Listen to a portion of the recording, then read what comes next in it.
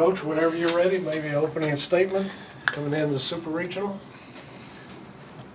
Obviously happy to be here. It's I've called it the best weekend in college baseball. No disrespect to the festivities next week, but the journey is what makes this thing special. And 16 teams still alive, still playing, still trying to advance their season.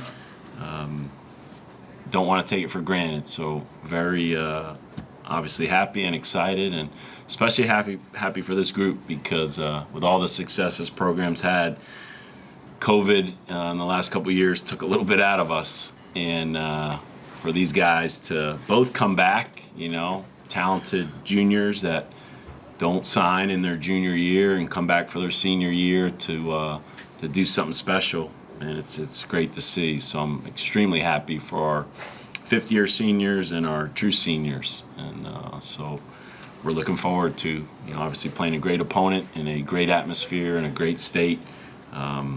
So it's a lot of fun. Open up for questions. Fire away. Yeah, Travis Brown with the Eagle. Coach, I think throughout the season, at least covering A&M, college baseball, conventional wisdom says you can't swing your way to Omaha, but it seems like a lot of teams are swinging their way well through. Is this a series that you can see that it might just be a thing that one of these teams swings their way, or do you think pitching will be key? The team that can pitch a little bit better will be the key. Well, I think that's what you love about the game of baseball. In 07, which I've compared this group a lot to 07, our first team, I think you could say they swung their way to Omaha. These guys at times have been very offensive this year, and I think the numbers show that, but it's not like you're trying to win any certain way. Just control the three facets as best you can: pitching, defense, and timely hitting. And I don't think there's I think some games will be 2-1 or 3-2 all around the country, and obviously maybe there'll be a high scoring game at some point because of maybe the history of our two programs this year. But I'm not going to predict which way it'll happen. I mean, as we know about this game of baseball, just respect the game and respect your opponent and run out there and try to play it the right way.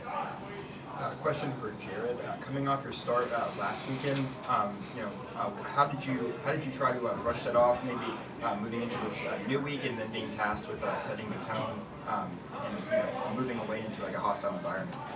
Yeah, I mean, obviously last week wasn't the best for me. I think kind of looking back and watching the game, I was able to see like I wasn't making great pitches, wasn't pitching the best I could. So definitely with it being an elimination game.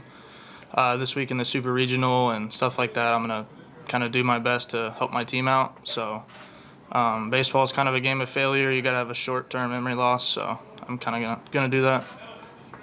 I think for me, as his coach, it's just sometimes it's healthy. Sometimes it's we've had pitchers in the past where Cade McClure might not have pitched well in a regional, but man, he pitched his heart out in a Super Regional, and as a team, we didn't play well in the ACC tournament, and we weren't real happy. And so you focus in a little more, you pay attention to the details a little more. So we wouldn't be here if it weren't for this guy to my right. And it's okay for him to have one bad outing. It's fun to see everybody else on the pitching staff and the team kind of pick him up. So I'm looking forward to him getting a chance to run back out there and knowing he'll compete, he'll give us a chance. For Coach, what kind of relationship do you have with Jim Schloss? I've known Slosh a long time. I don't know if I like to share my age necessarily, or the reason I've got some gray in here.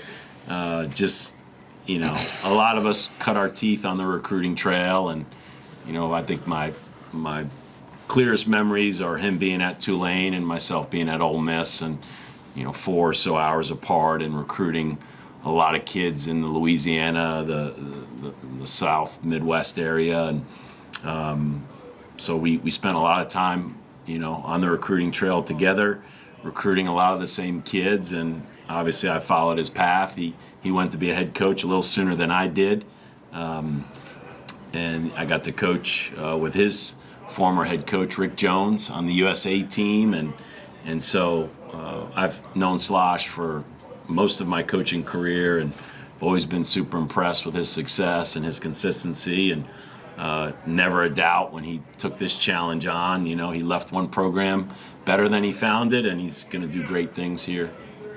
Coach, a little bit out of left field here, but I'm writing on the beauty of fans getting to keep foul balls. And talking about going back to our day, I think back then maybe you had to throw them back even. Oh, yeah. The fact that fans get to keep it, how neat it is and how unique it is that fans can show up to a baseball game and maybe walk away with a souvenir that they either caught or an adult gave them. Again, I show my age. When I played, we had foul ball spotters and chasers.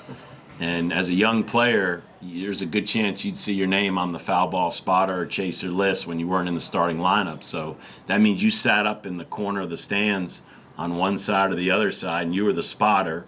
And then the guys in the corner of the dugout, when the foul ball went out, you would have to chase it. Now, I don't know if it's embarrassing to say, we still make our guys chase some foul balls. And we don't necessarily give them away at every game, but we don't have a high success rate getting them back, I can tell you that.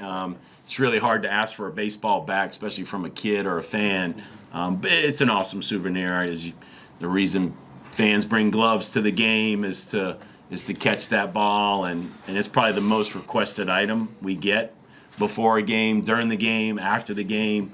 So I think it's really neat. And you know, we sign a lot of baseballs throughout the year, and we give them away to our chapel speakers, and we've got some little sayings and things that we believe. So we respect the value of the baseball and the signature on it. For both players, how cool is it when you flip a baseball to a kid and see his eyes light up, his face light up with that thing that he's got that he didn't have when he came to the game, and will treasure? Yeah, I mean, every time you do something like that, you kind of remember when you were a kid, and you know, growing up being a Louisville kid, like going to those games when I was that age, and those players coming up to me and doing that, I mean, that made not only my day, but probably my month, my year maybe, and it's an awesome experience. So anytime I get a chance, I love to try to give them a ball.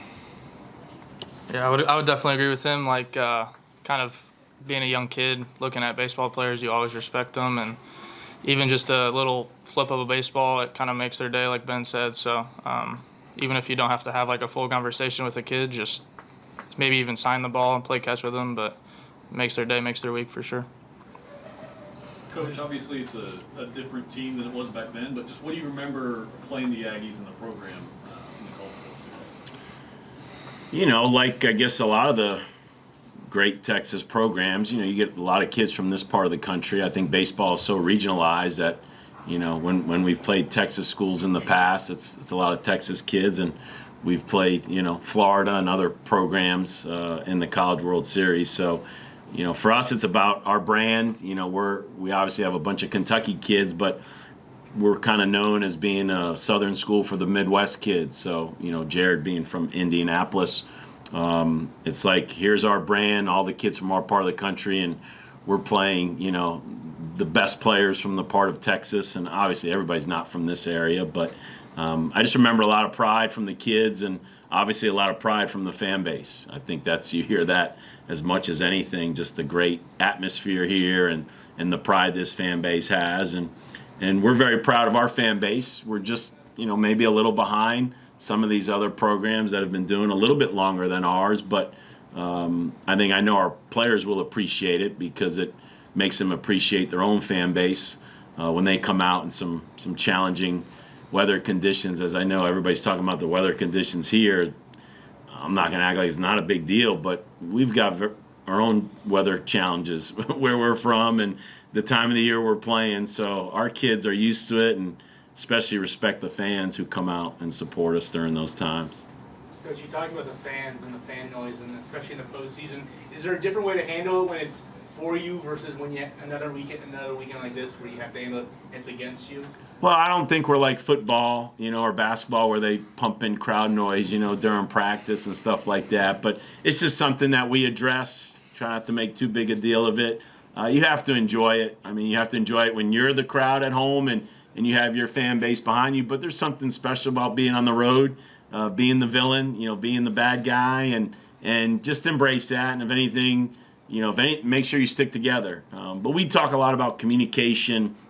And when we do certain things in practice, you know, I'm not using this school per se because I don't know if I'm going to play this school in the postseason, but there are schools that I reference to when the ball goes into the gap and the crowd makes that roar, you have to be able to communicate. It's something we talk a lot about, these guys being loud on the field. So hopefully they'll be ready for it, but you want them to enjoy it. Jared, I know when you look at A&M's lineup, it's pretty offensive heavy, but when you look at college baseball, it's pretty offensive heavy. Is this a lineup that you put some extra thought into, or is that just kind of the nature of anybody that you play in college baseball this year? Yeah, I mean, I think going into this week, I'm trying to kind of pitch against a faceless opponent, and I pitched a lot against ACC this year, and the ACC lineups had been pretty good this year. I think COVID kind of the rosters are bigger, they're older, so I think there's a lot of talent and a lot of good bats in college baseball. So I definitely am not trying to like overthink and overlook at their lineup, but obviously I know they're talented. So. And then for either of you, I know Coach mentioned it. Is there anything different y'all are doing to get prepared for the weather this weekend, that or any extra thought you're putting into going into what will be a hot one? I think we're just emphasizing drinking water and drinking electrolytes and body armor, stuff like that. So. Yeah, I mean, like he said, we're just trying to hydrate. I mean, Ben Bianco may have to bring a couple extra jerseys because he sweats a lot, but he's got to change his pants probably a couple times throughout the game. But besides that, I think we'll be good. Jared, when you look, you kind of touched on it, but when you look at just, I guess, the last couple of weekends for this lineup, obviously they've had some big outings. What have you seen that they do well that's given at least other pitching staffs some trouble? To be honest, the only time I've really watched them play was against TCU when y'all played TCU last week in the regional. But yeah, I mean, I haven't really watched them hit that much, and I guess we'll do some scouting reports and stuff like that and kind of see what they struggle with, what they do well with. So, but honestly, I haven't really watched them play too much recently. Coach, besides momentum with your team and how you were before COVID, was there anything that was lost when you lose a season? And where are you now, and where's college baseball now a couple years out from now? Specifically for us, we lost two things. We lost player development. I mean, we pride ourselves on being a player development type program. Not to say these kids aren't obviously talented when they get to us, but you know, we take so much pride in just seeing them get better. And when we talk about Midwest kids, you know, they don't get 12 months a year to play baseball, and so sometimes they're just a little raw in some areas, and you bring them into a Southern program, you play 12 months a year, you emphasize the weight room, the summer baseball, and it's just fun watching these guys blossom and grow. And so COVID, you know, when I think of Jared and Metz and Levi Usher and a lot of these players that we're fortunate to have older players in our program, it's because they lost that year of development. And so they're still here as seniors because they didn't get to play that sophomore year, which is such a crucial year. For us specifically, the second piece was connection. And we lost a lot of connection during COVID. It was very frustrating as a coach. Not that I didn't respect the challenges with health and being smart and safe, but our program's based on love, man. This program's based on a real love for each other. That can only happen when you spend time with each other, a lot of time. And connection is a huge piece of this program. From what we try to do as coaches, our trip to the Dominican Republic, our fall weekend retreat, to our Labor Day party, to our junior-senior meal, to our bowling night with our position players, to our movies with the pitchers. I go on and on. We spend a lot of time trying to connect with these kids and making sure they can connect with each other. But the reason we're sitting here today is these two guys on my side and the older players did an unbelievable job of bringing back what we felt we lost last year. And just all the restrictions, and you couldn't hang out at the clubhouse, and you had to sign in, and you had to leave after practice. And it was like, looking back, we were missing something last year, and you got to have that little extra something when you get into tough times and you face adversity. And this group really made an emphasis last summer, the fall, and obviously into the season that, man, we gotta connect and we gotta grow together. And what happens is you grow to love each other, and when you start playing for each other, special things can happen. And the success of our program over the years, I never want to take away from the talent, because, man, we've had some rock stars in our program, but it takes way more than talent to do special things. It's the love and the connection that they've created And it's been fun to just get that back. And I already got mental notes and physical notes as to next fall and next winter and things that we'll be doing to make sure we keep this going year in and year out. Coach, you know what your rotation Last looks like question. this? Sorry. You know what your rotation look like this weekend? As it's been most weekends, it'll be Jared Poland and TBA. Really like where our pitching staff's at. As I said, going into the regional, nothing that'll happen that will really shock us, especially the position players. You know, we've adapted to the game of baseball. So we've got openers, we've got guys that come in early, 1 inning, go through the lineup once, whatever. But you know, there's only 3 games. So Jared's been our guy.